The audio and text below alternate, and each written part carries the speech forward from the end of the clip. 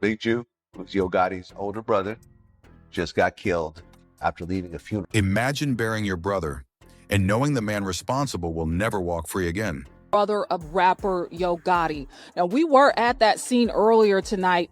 Police say 2 men were shot outside Perion's restaurant and event center around 4:15. Now, that's on Winchester near Kirby. According to the Memphis Police Department, the victim was inside a vehicle at the time and was brought here to St. Francis Hospital, where he was pronounced deceased. Now, I'm also learning there was a second person who was shot and was also taken to the hospital.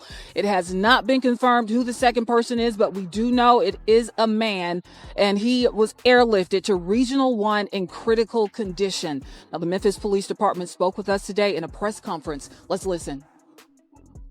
Right now, we do have video that we're analyzing, but we don't have a clear suspect identified at this time. But we know that a weapon was used, a firearm was used in this incident. We do feel like the individual that was... But what if justice didn't bring peace? Only more blood. In Memphis, the streets don't forget, and they don't forgive. When Big Jook, the older brother of Yo Gotti and the backbone of CMG, was gunned down just hours after attending a funeral, the city froze. This wasn't a random hit. This was personal, and everyone felt it. Months later, as the courtroom doors slammed shut on young Dolph's killer with a life sentence, whispers started moving faster than the headlines.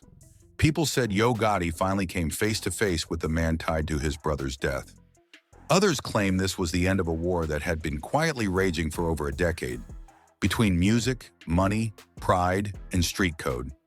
Big Jook wasn't just a brother, he was the strategist, the connector, the man behind the curtain who helped build a Memphis empire.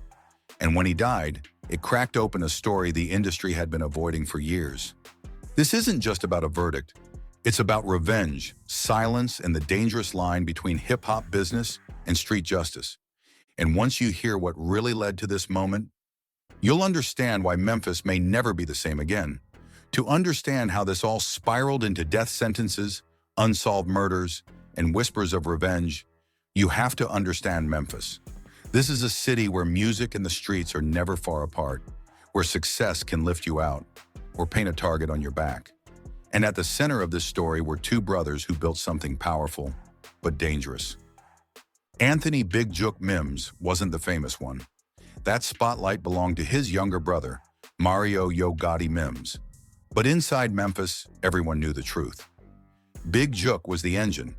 While Yo Gotti became the public face of Collective Music Group, stacking plaques and chart positions, Big Jook worked quietly behind the scenes. He handled relationships, scouted talent, and made sure CMG stayed connected to the streets that birthed it. Big Jook wasn't flashy. His social media didn't show luxury cars or jewelry. It was business, artist promotions, events, and loyalty to the brand. In a city like Memphis, that kind of position comes with influence. And influence brings enemies. At the same time CMG was rising, another force was moving independently through the city. Adolph Thornton Jr., known to the world as Young Dolph, represented something different. He wasn't interested in playing industry games. He built paper route empire without major label backing and made real money doing it. Dolph was respected because he moved on his own terms, spoke his mind, and didn't bow to pressure. When Yo Gotti approached young Dolph years earlier about joining CMG, Dolph declined. That rejection wasn't just business, it was pride. In Memphis, respect matters. Saying no the wrong way can echo longer than a diss record. What followed wasn't an overnight beef. It simmered. Rumors, side comments, tension in the air. Then the music started talking. Dolph dropped King of Memphis, staking a claim that hit deeper than charts. Dropping it on the same day as Yo Gotti's album wasn't accidental. It was a message. And Yo Gotti's camp heard it loud and clear. From there, things escalated fast. Diss tracks weren't just entertainment anymore. They were public challenges. Dolph mocked Gotti, his image, and eventually Big Jook himself. In Memphis, that crossed a line. Disrespect isn't forgotten. It's stored. Then came the violence. In 2017, young Dolph survived an ambush that would have killed almost anyone else. Over 100 bullets ripped into his SUV in Charlotte. Dolph walked away untouched. That survival turned him into a symbol. Bulletproof, untouchable. He leaned into it, turned trauma into music, and doubled down on independence. But surviving an attempt doesn't end a war, it intensifies it. Later that same year, Dolph was shot again in Los Angeles outside a hotel where Yo Gotti was staying. No charges stuck, no official connections were proven, but the message was clear to everyone watching. This was no longer speculation, this was real. Behind the scenes, prosecutors would later claim Big Jook was keeping score. According to testimony that would surface years later, frustration was building. Diss tracks, failed hits, public embarrassment. The allegation was that Big Jook decided it had gone on long enough. What the jury would eventually hear was chilling. Allegedly, a price was placed on young Dolph's head, 6 figures, and not just Dolph. Names tied to Paper Route Empire were supposedly listed, each with a dollar amount attached. Whether fully true or not, the courtroom testimony painted a picture of a feud that had moved far beyond music. Then November 17, 2021 arrived. Young Dolph pulled into Makita's homemade butter cookies like he had many times before. No heavy security, no armored convoy, just a man giving back to his community ahead of Thanksgiving.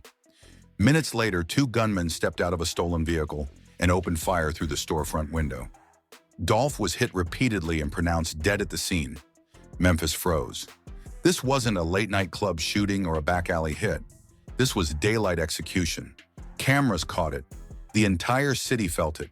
Fans mourned. Artists posted tributes. But underneath the grief was something else. Fear. Because if someone like Dolph could be taken out so openly, no one was safe. Arrests came quickly. Justin Johnson, known as Straight Drop, and Cornelius Smith were identified as the shooters.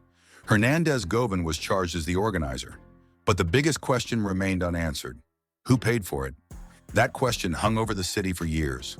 While the case moved slowly through the system, life went on, until January 13th, 2024. Big Jook attended a funeral in Memphis. After the service, he went to a repast at a nearby restaurant. That's when gunshots rang out in the parking lot. Big Jook was hit multiple times and rushed to the hospital, where he was pronounced dead. Just like that, the man prosecutors would later accuse of ordering a murder was gone. The timing shook Memphis. Big Jook was killed months before the trial that would put his name at the center of young Dolph's murder. No arrest, no suspects publicly named, just silence. Then the courtroom finally opened. In 2024, Cornelius Smith took the stand. Facing life himself, he told the jury everything. He claimed the hit on young Dolph was financed from the top. He said Big Jook was the money man, the one who wanted it done, the one who promised payment and connections. Smith admitted to pulling the trigger, but also claimed he never got paid the way he was promised. According to him, thousands turned into hundreds, and that betrayal became part of the motive for him to talk. Justin Johnson was found guilty and sentenced to life without parole. The system closed in on the shooters, but the alleged architect was already dead. And that's where the story takes a darker turn. Because as Justin Johnson was being locked away forever, people started whispering about something else. About Yo Gotti. About whether he had confronted the man responsible for his brother's death. About whether justice had already been delivered in ways the public would never see. Big Jook's murder remains unsolved. No arrests, no charges. Just theories, silence, and fear. And in Memphis, silence usually means survival. This wasn't the end of the story. It was the moment everything collided. By the time the courtroom doors opened in Memphis, the streets already had their version of the truth. But courtrooms don't run on whispers. They run on testimony, evidence, and deals made behind closed doors. And when Cornelius Smith took the stand, the story shifted from street lore to sworn statements. Smith didn't walk in as a hero. He walked in as a man trying to save his own life. Facing the same charges as Justin Johnson, Smith knew the odds. He knew the prosecutors had surveillance footage, phone records, and witness timelines. What they needed now was a narrative that tied everything together, and Smith was ready to give them one. He told the jury that the plan to kill young Dolph didn't start on the streets that day. He said it was discussed, organized, and funded. According to his testimony, Hernandez Govan acted as the middleman, connecting shooters to money, and above that, Smith claimed, was Big Jook, the person he said wanted the job done. Smith described meetings, phone calls, and promises. He said there was talk of a large payout, split between those involved. He said the motivation wasn't random violence but retaliation, reputation, and long-standing resentment. The courtroom went quiet as he spoke, because this wasn't just a murder trial anymore. This was a window into how industry rivalries could bleed into real life. Then came the detail that shocked everyone listening. Smith said the money never came. Instead of the tens of thousands promised, he claimed he received only a few $100s after the murder. According to him, the rest vanished. That betrayal, he suggested, was part of why he decided to cooperate. Prosecutors leaned into that narrative. They painted a picture of a carefully constructed hit, fueled by ego and power, where shooters were disposable and loyalty ended once the job was done.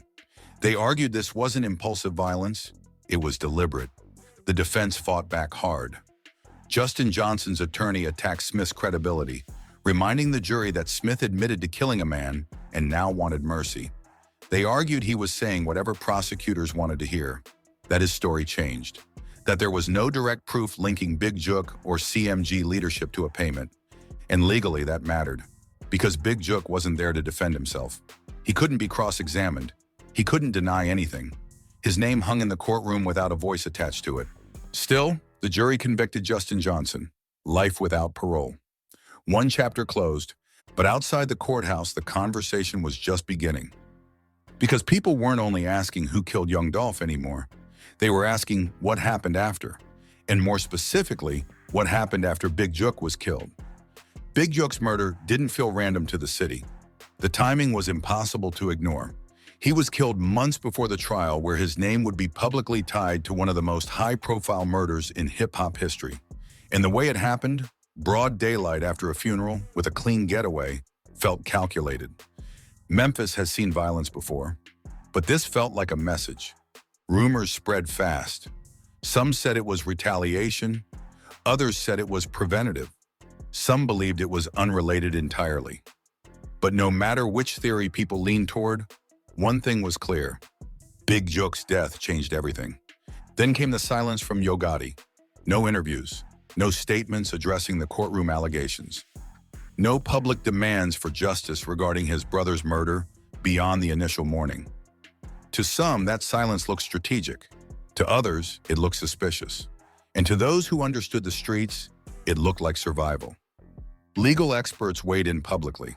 They pointed out that anything Gotti said could potentially be used against him in future cases. Others warned about possible federal interest, especially with public testimony referencing money, coordination, and organizational structure. WAC 100 went public with warnings. He suggested authorities could look at CMG through a RICO lens. That comment alone fueled weeks of speculation online. But no charges came. No raids, no indictments. Still, the pressure was there. Meanwhile, whispers began circulating about a confrontation. Some claimed Gotti had finally faced the man connected to his brother's killing. Others said justice had already been handled quietly. No proof, no footage, just talk. And in Memphis, talk is currency. What made those rumors stick was the emotional weight behind them. Big Jook wasn't just Gotti's brother. He was family, history, loyalty. And in street culture, blood demands answers. But here's the truth most people avoid. Grief doesn't always look loud. Sometimes it looks like silence. Sometimes it looks like distance. Sometimes it looks like moving carefully while everyone is watching your next step. After Big Jook's death, Gotti's movements changed. Increased security, limited public appearances, and an even tighter circle. At Big Jook's funeral, law enforcement presence was overwhelming. Helicopters, snipers, streets locked down. That wasn't just for ceremony. That was precaution, because the city knew things weren't settled. At the same time, Big Jook's murder investigation stalled. Police released images of a white SUV believed to be involved. Tips were requested. And then, nothing. Months passed. No arrests, no named suspects. In a case involving a high-profile victim, surveillance footage, witnesses, and national attention, that silence was loud. Online, people began connecting dots. Old interviews resurfaced. Old disc clips. Old social media posts. Some pointed to cryptic messages from people associated with Paper Route Empire after Big Jook's death. Others said that was reading too much into internet noise. But Memphis has a long memory, and people remembered Big Jook laughing on live streams years earlier, mocking young Dolph's death. They remembered the words, and they remembered how energy has a way of coming back around. At the same time, others pushed back hard. They reminded everyone that allegations are not convictions, that testimony from a self-admitted killer isn't truth just because it's spoken under oath, that Big Jook died without ever being charged. And that's where the story stays uncomfortable. Because legally, Big Jook was never found guilty of anything related to young Dolph's murder. But socially, his name is now permanently attached to it, and death ensured there would never be a trial to separate fact from accusation. As for Yo Gotti, he remained where he's always been, successful, quiet, and watching. Some say that restraint saved him. Others believe it only added to the mystery. One thing is undeniable. The cycle didn't stop with a verdict. Young Dolph is gone. Big Jook is gone. Justin Johnson will never come home. And the questions are still alive. Who really ordered what? Who knew more than they admitted? And did justice actually happen? Or did it just change shape? No, because in Memphis, the truth doesn't always come from a courtroom. Sometimes it comes from what people refuse to say. And sometimes it never comes at all. Stories like this don't end when the video does. They live on in the streets, in the music, and in the questions nobody wants to answer out loud. Memphis has lost too many voices, too many brothers, and too much potential to a cycle that never seems to slow down. If this story made you think, if it made you uncomfortable, or if it made you question the line between music, power, and street justice, then don't let it stop here. Hit the like button so this conversation reaches more people. Subscribe to the channel if you want real stories told without sugarcoating or industry spin. Drop a comment and tell us what you believe really happened. Was this inevitable? Could it have ended differently? Or was this always the cost of pride and silence?